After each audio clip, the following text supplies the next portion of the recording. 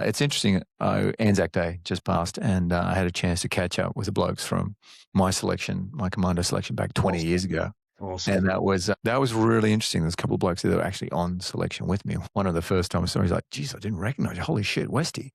I remember that morning you woke up and your eye just had all that ooze coming out of it. And I was like, "What?" And everybody else was like, "Oh my God, it's going to make us sick. Dude, you got to go get help." I'm like, "No, I'm good to go."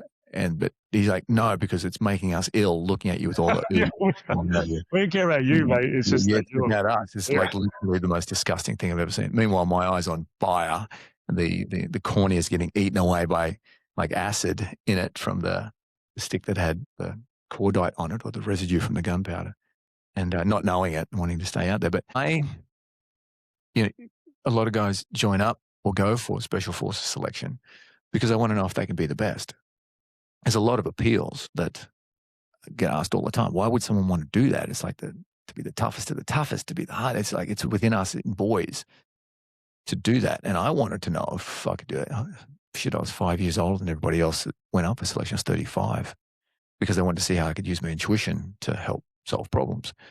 But I trained up somewhere in that 2 years of going up for selection. I then wanted to do the job, which is to know what it was like to be an Anzac, the mud and blood and tears and the legend of the Anzac, and training for very specifically for a job. And I remember a warrant officer saying to me the day before on selection, said, "Westy, a word. I don't know if this career is right for you. Because at some point in time, you've gone from wanting to be the best to actually, you really want to do the job, and you think about going, well, and truly going full time with this. And what's your thoughts?" And I said, "Well, I choose to serve the highest good. I surrender to what will be what will be. We're only a few days from finishing this thing, and within several months we'll be in Afghanistan." He said, "Because I need you doing the job, and that job will change you. If we're on the job and a 12-year-old points a AK at me, I need you to put 2 bullets in his head without thought, because that's the job." It's like, He said, "It will change you." And then the next day I get stabbed in the eye with a stick that had explosives on it, eats away the corner in my eye and get pulled away. What? Spent 2 years trying to save the eye. 3 years later, I finally regrow the corneal tissue doing some ecstatic shaking in Bali with a shaking master. My eye was on fire. But it still had the wound, if you will, that I didn't do the job. Trained so hard, had it taken away from me somewhat. But I always had mixed emotions when it came to Anzac Day, because I want to celebrate service of my buddies and my heritage. And that brought up a lot for me because I don't deserve it, because I didn't serve. I didn't go into combat. I didn't do the job. I didn't complete what I set out to do. Yeah. So it was interesting how therapeutic it was just hanging out with the blokes the other day and just go, you know what? That's just a preconception. It's just something that I have rattling around. It's not the truth. It doesn't mean anything about me that I didn't finish. Come back to that now. Was it their interaction, their warmth, the interaction with you, and the way that they looked at you and how they engaged with you that made you think, oh, actually, these guys? Because you always like, when you and I, we've been in like these elite environments and you establish pecking orders. So you're like, and you like shy away from some because you're like, I fucking feel like I don't. I've put them up here and I don't see myself being up at that quote unquote level. I don't almost deserve. I'm uncomfortable being around this person. But then when they talk to you, engage with you, you're like, oh, okay, like none of that matters. Like was it that validation in that, or was it something different for you? What made it feel okay? Like this is all these things I'm worried about is all this bullshit.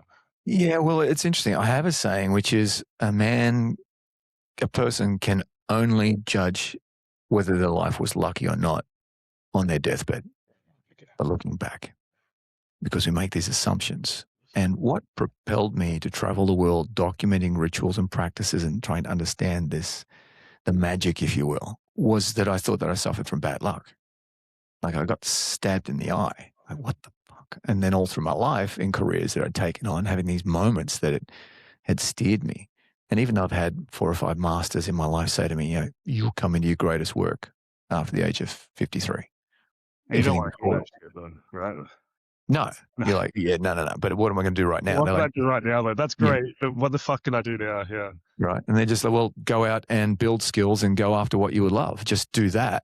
And then knowing that then you'll be on purpose after 53, 54 years of age. I had like 4 different masters say that to me unprompted, the Mm. same age. I'm like, what are you talking about?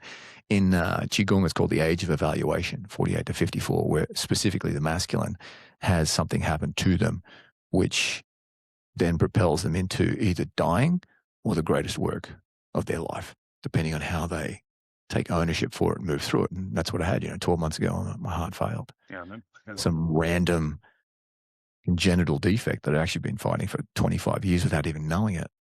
So I built all these skills. So my point is that, was it bad luck that I got stabbed in the eye? Like, I was close to a couple of buddies who really changed them. I had stuff go down and there's stuff in the press at the moment, even where it really changed them. And so they look at me like, dude, you were the lucky one. I was like, huh, right. Whether you think it's working out or it's not, you're generally right. So you may as well take the opinion that what happened doesn't mean anything about me and it's working out.